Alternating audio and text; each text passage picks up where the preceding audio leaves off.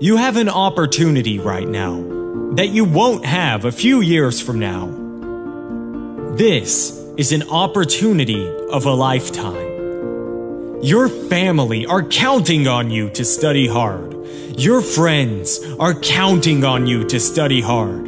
And maybe you don't realize it yet, but your future self is counting on you to study hard. And the goal is not to keep studying until you're content. The idea is not to keep studying until you become satisfied with your grades. You should never be satisfied. You should always be striving for better. Because the day you become content with your grades, that's the day that you stop evaluating yourself. That's the day you stop growing. That's the day that the person trying to catch you will catch you. You have to take advantage of the once-in-a-lifetime opportunity that you have right now. You don't have to be the most talented, or the wisest, or the smartest, or the wealthiest. You don't have to be the most intelligent to get to the top. But you gotta study. You have to outstudy everyone. Your classmates might come from money. They might have parents that own businesses. They might know people and are able to get them a job. But they will not outstudy you.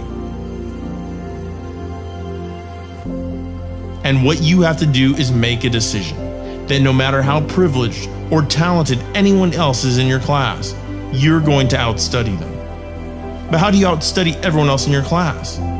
I'll leave you with the words of Eric Thomas. I've looked at the most successful people in the world and I realized that they have 7 or 8 similar things in common. And one of the things they all had in common was that they all had a routine. They are obsessed with routine. They don't have a gap of wasted time in their routine. They don't grind until 6 p.m. and then play video games for the rest of the night. They're not scrolling mindlessly through Instagram for hours a day. They don't have time. That's a poverty mindset. Successful people don't waste time. They don't watch TV. They don't do a lot of entertainment. If they're not working, then they're studying or getting better at their craft.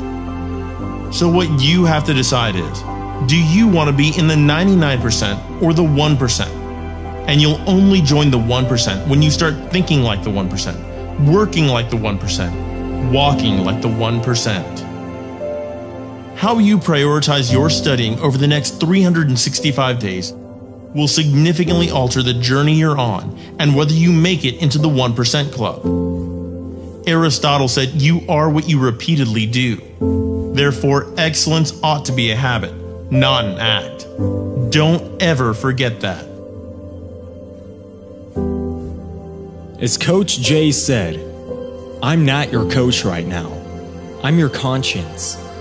You're in a fight between will and skill. I say will first because that's where you are. You're locked and loaded with skill.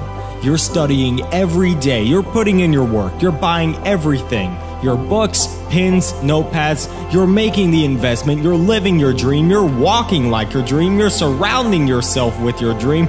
You're studying until late at night and waking up early to do it all over again. You've put your work in. You've got your skill. And now it's the test of your will. It's a mindset thing you're in right now. It's a mindset thing. Because your challenge isn't moving. Your mountain is not moving. You don't feel like you're making any progress. You're not physically moving when you see everything else around you and other people around you moving. You're not making progress. You're in a test of your will right now because life says it has a little more test for you.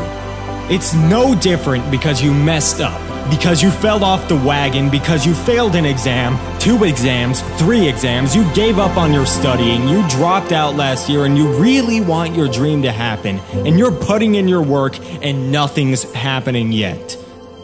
This is our moment, ladies and gentlemen. This, right here, is our moment, guys.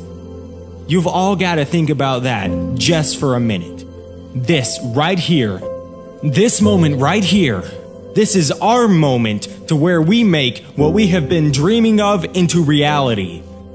The exams you have coming, it all starts in your mind. You've got to fall back on everything that you've learned, everything that you've prepared for, every hour you've spent studying for it. You've prepared well for this. Dreams can become buried under discouragement, buried under past mistakes. There are dreams buried under failed exams, buried under low self-esteem. It's easy to settle for average grades, even though you have all this potential buried on the inside. All of us have things that we're believing for, something we want to accomplish. Deep down, we know it's a part of our destiny. We can feel it so strongly, but then we hit some setbacks. We didn't pass the exam. Our results weren't good enough. If you do your part and start believing again, get your passion back. It's on the way. Go back and try again. The true mark of a champion is even though some dirt gets thrown on your dream, instead of letting it get buried, you keep shaking it off. You keep moving forward. You keep looking for new opportunities.